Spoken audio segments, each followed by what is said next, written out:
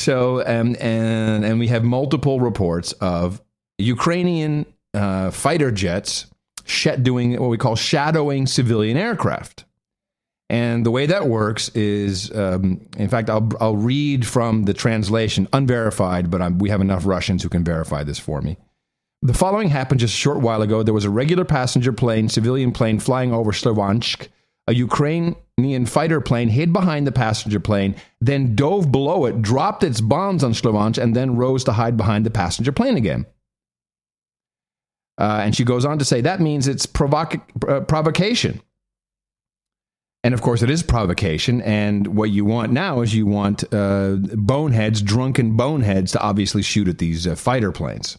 But of course, even the boneheads aren't that stupid, because they know, you might kill people and we don't want to do this. Now, here's where it gets interesting. What if I told you that there was an exercise involved around the event that happened on Thursday before it that actually points to how this went down, a military NATO exercise?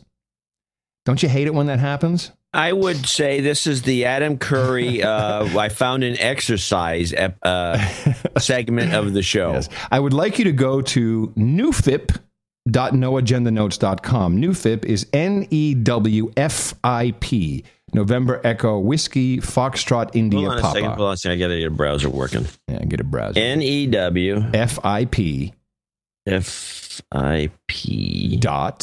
Dot noagendanotes.com. Oh, there it is. Okay. It says new FIP document by Adam Curry. And in there's a PDF.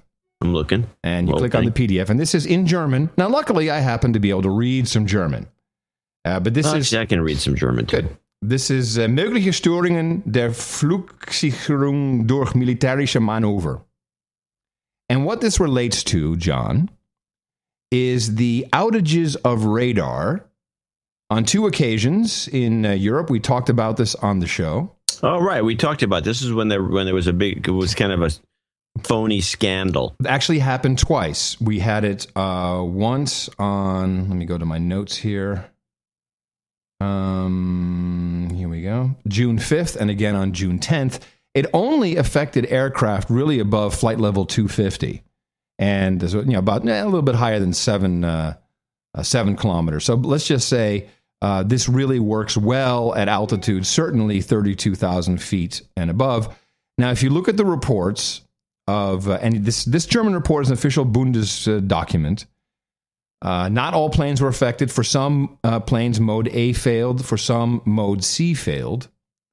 And the source of the problem was identified at the time as to possibly planes, but certainly ground receivers. The source was not identified.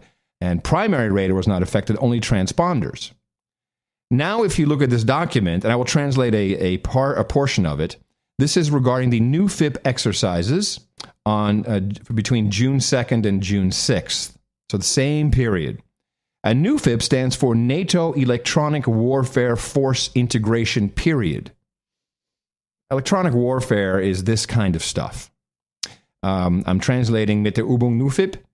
The NUFIP exercise serves to train methods of electronic warfare. The exercise was conducted in the area of Készkern, this is all Hungary, between June 2nd and June 6th. Participants were the 59th Fighter of Zengurgi 12, the Anti-Aircraft Missile Regiment of Arabona, Air Combat Control, and the 54th Radar Unit Veszprém.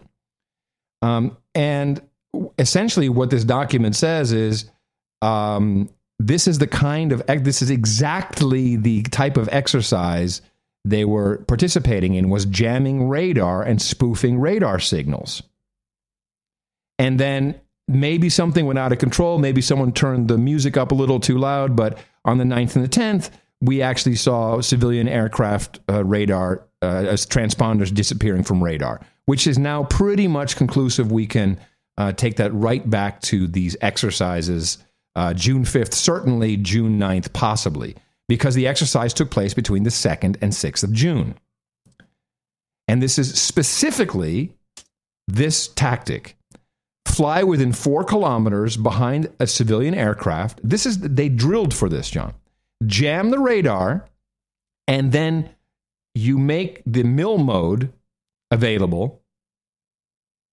So it looks like you are either a NATO aircraft or a Ukrainian aircraft or any aircraft you want on the military mode. I believe that either NATO, that would be easy, but it doesn't really matter who. It's not going to be the Germans or anything like that. Probably Ukrainian, maybe some of the F-18s that we got in Poland, whoever it was. And you don't need a lot of power. Went up there, shadowed this Malaysian aircraft. It was all intentional. They jammed the Mode A, Mode C transponder, broadcasted their Mode MIL transponder code, just sit back 4 kilometers, and then just wait for the target lock, wait for the plane to be lit up by the secondary radar. You're done. That's what I think the likely scenario is. Wow, that's a good one. And it fits in with this training. It fits in with it fits in with a lot of the conspiracies about the Ukrainian jets shooting it down. Yes. But that wouldn't be as a good. That wouldn't be. It would be kind of far fetched if they hadn't trained for exactly these scenarios a month ago, and we had the radar blips. Right. So these drunken boneheads on the ground, they had a confirmed target. They had a confirmed Mode MIL target, and they were spoofed. And so yes, they intended to shoot something out of the sky. No, they were not drunk and like whatever. They got spoofed. And by the way, in a sophisticated manner. Well done. Well played. So, who did this is kind of irrelevant. It all goes back essentially to Hillary Clinton, the Kagans, the people from Yale, the neocons, John Kerry. Well, great analysis. Again, of course, only our show does these.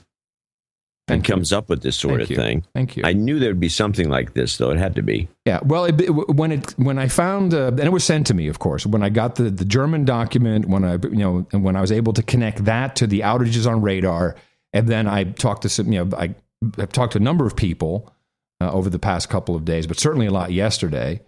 And they said, this is what they trained for. This is the way it would have been done.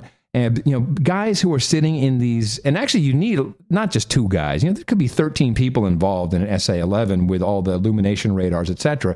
These are not a bunch of drunken boneheads, okay? It's just bull. But this was a good one. This was well done, and it was well executed. The target was carefully chosen by a country that has no army.